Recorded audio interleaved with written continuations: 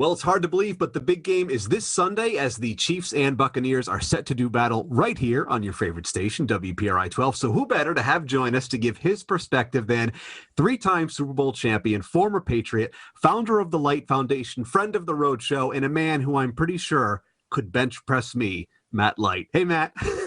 It's been a long time listening. That's not saying that you've added anything. Actually, you're looking pretty good there in your home studio. I'm trying, big guy, but if push came to shove, I think you could do it, but that's not why we're here. Let's get right to it. It's been so long since we've had you on the road show. It's great to see your face again, of course.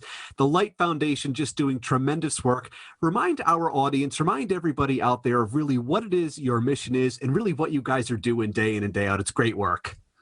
Yeah, listen, I love talking about it. It's been a big part of my life since I joined the Patriots in 2001. And since then, we've been able to grow the Light Foundation, our impact, our mission, which is all about leadership. And so we have the Light Foundation Leadership Academy. We bring kids from all over the country to a 500-plus acre outdoor facility in Ohio, as well as a lot of programming that we do right here in the Northeast. And again, it's based on the fact that when you work with kids hands-on, whether it's through a football camp, which is kind of a no-brainer, or our leadership conference, or things like Camp Bohoicus, which is a 4-year program that young men commit to, you learn about what they need, what they can improve on, where you can help give them a little bit of advice. And, you know, when you bring the sports realm and some fun stories and some fun activities, you really can make an impact. And we've been blessed to do that. Yeah, certainly a laudable pursuit. I've been following what it is you guys are doing. Such great stuff. And you have a great event coming up,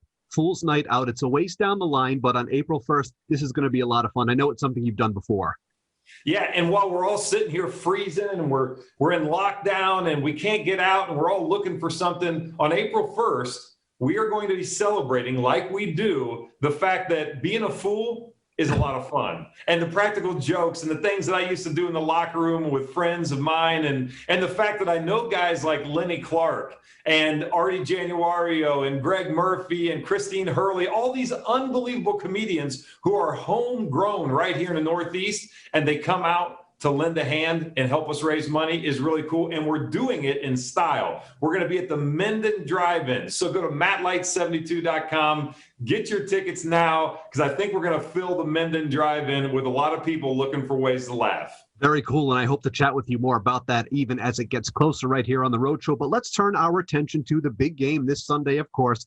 This, Matt, one of the strangest football seasons ever, to say the least. I mean, no exaggeration, of course. Can you even fathom as a former player what these circumstances must have been like for the players? I mean, little to no fans at games, the masks, the incessant testing. Can you even imagine what that would have been like for you? And what do you think these guys were going through all year long?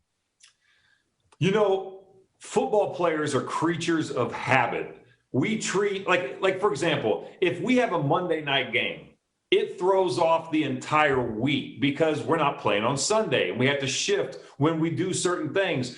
Wednesdays have always been a big install day. Thursdays, it changes a little bit. Fridays are Friday. When you have a Monday game, you treat a Wednesday like a Tuesday or a Thursday. And then a Friday is like a Wednesday with half of it. It's so convoluted and crazy to think that they had to then, on top of what is the normal season, deal with the mask wearing and the testing as you go out to practice or come into the building or come off the field.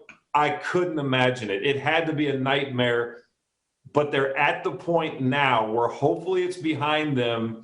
And I think the one thing that I would say is actually a bonus in all of this chaos is the fact that these guys that are getting ready to play in the Super Bowl, whether you're the Kansas City Chiefs or the home team Tampa Bay Buccaneers, you don't have to deal with any of that chaos because nobody can go to the game. So there is a silver lining. But there is also the point of once the first play is made, then you kind of don't even realize in some ways that the crowd's there, unless you're an offensive tackle trying to hear, the play call and the snap count and you jump off sides. Other than that, it is kind of business as usual once the game gets underway. Yeah, and let's talk the game itself. I mean, your buddy Tom back in it for a 10th time. I've said many times on the Road Show, other than the supermodel wife and the football superstardom, he and I are basically the same person. But we're not here to talk about me. Let's talk about him. Remarkable, to say the least, that he's back in it. I mean, it's probably no surprise to you, but this really is unprecedented.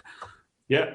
No, nobody's done it the way he's done it, right? And no one's overcome, what was kind of that, he's a late round pick. He's behind a superstar in Drew Bledsoe. And then he gets his chance. And for 20 plus years, he's been doing it at a high level. I think, the storyline on Tom Brady is all about consistency and a willingness to do whatever it takes to win. And we saw it here. We were very fortunate. We had a front row seat. I had maybe even better than a front row seat for 11 seasons of my career to be around a guy that does it at that level and to learn from him. And you saw that happen down in Tampa, where they're around greatness, but it took a little while to figure out what those expectations were. But when football needed to be played really well, which is typically in the later half of the season, especially after Thanksgiving, that team has been playing really well with Tom Brady. Yeah, it's been so impressive, their run. So I got to put you on the spot here, Matt. A prediction on the outcome?